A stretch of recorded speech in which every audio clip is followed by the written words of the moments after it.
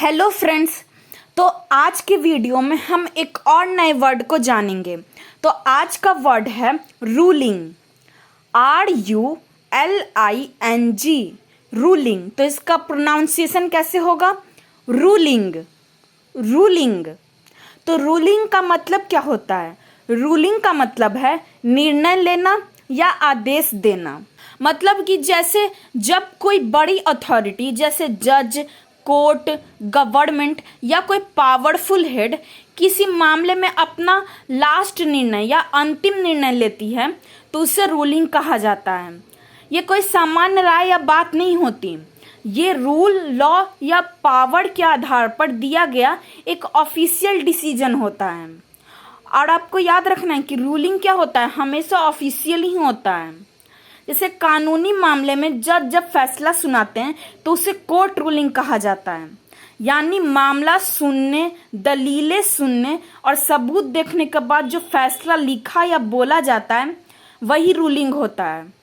Ruling word का use कई जगह पर होता है, जैसे कि कोर्ट या जज के फैसलों में, या स्कूल, ऑफिस या किसी ऑर्गेनाइजेशन में, या गवर्नमेंट डिसीजंस में। अब रूलिंग को हम इंग्लिश में कैसे जानेंगे? तो रूलिंग का इंग्लिश में क्या मीनिंग है? अ डिसीजन और judgement made by a court और एन अथॉरिटी। अब एक एग्जाम्पल से हम इस वर्ड को अच्छे समझते हैं। तो एग्जाम्पल है the court issued a ruling in favour of the company. मतलब कि अदालत ने कंपनी के पक्ष में फैसला सुनाया।